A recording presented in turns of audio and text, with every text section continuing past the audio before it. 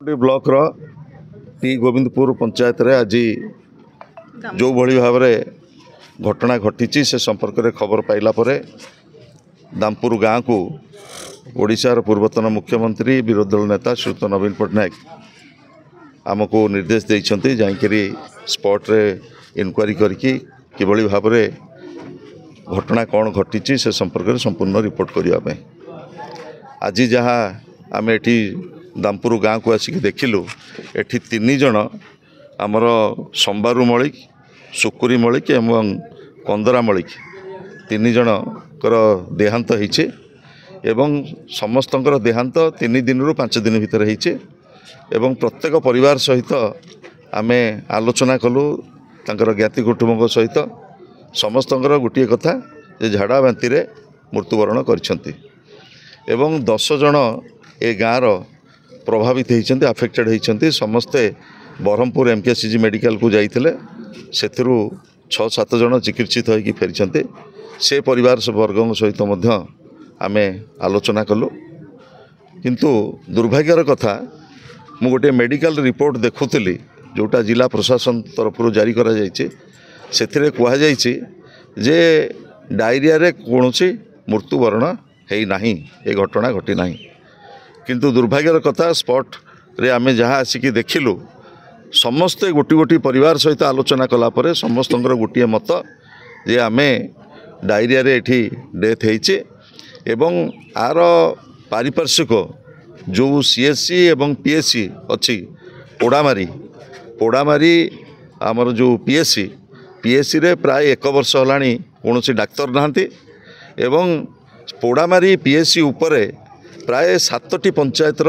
लोक निर्भर करछति चिकित्सा पाई किंतु सेथिरे प्राय 1 वर्ष होलानी कौन डाक्तर नहांती एवं आर पार्श्व जो 3-4टी सीएससी पीएससी अच्छी पोड़ामारी पाटपुर डेंगाबस्त छणगिरी यही समस्त जहाँ जहाँ आम देखिलु एडुकेट डॉक्टर एठी नहांती एवं सानिटेशन एठी मध्य घोर अभाव रही ये गाँ को चारिपटे कुकुड़ा फार्म रही एवं कुकुड़ा फार्म रो जो वर्ज्यवस्तु परिचालना जेहेतु ठीक भाव होना से वर्ज्यवस्तु एवं एठी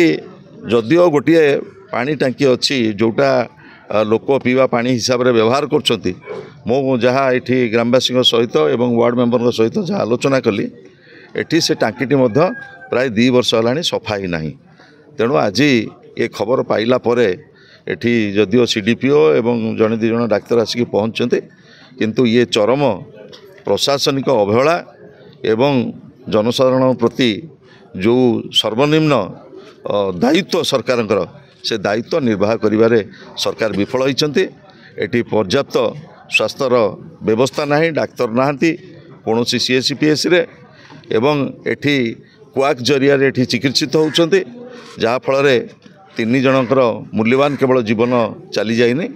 10 जन लोक एथरे प्रभावित होइछन्ति ये संपूर्ण गोटे आदिवासी गाँ एवं ये गाँर जो चतुर्पार्श्व कुकुड़ा फार्म जोगु आज एभली एक परिस्थिति सृष्टि होइछे एवं जिला प्रशासन जो प्रकार सीडीएमओ गोटे रिपोर्ट जारी करछन्ति मोर तांको निवेदन रहिबो जे जनसाधारण स्वार्थ सहित जनसाधारण सेवा एवं स्वास्थ्य भितरे कौन प्रकार प्रतिबंधक सृष्टि न करी से ठीक दायित्व निर्वाह करंतु कारण जो घटना घटी से घटना को लुचई देले हबनी से जो रिपोर्ट जारी करछन्ति जे एठी हेई नाही कौन प्रकार झाड़ा बांति रे के मरि नांती मो तांको प्रश्न करबा को चाहे से निजे आसंतु एठी मीडिया सामना रे एठी जनसाधारण जो रिपोर्ट देले ए गाँर जो परिवार सबू के तांकर परिवार चली जाइछन्ति मुरबी सब चली जाइछन्ति छोट छोट पिला माने मध्य प्रभावित होइछन्ति मो जाने ना ये घटना घटिला परे सीडीएमओ ए गाँ को आछन्ति ना नहीं ए अंचल को आछन्ति ना नहीं किंतु मोर जिला प्रशासन जिलापाल महोदय को दाबी रहिबो तुरंत पोड़ामारी सीएससी रे जोठी कोनोसी डाक्तर नहांती तुरंत सेठी डाक्तर दियंतु।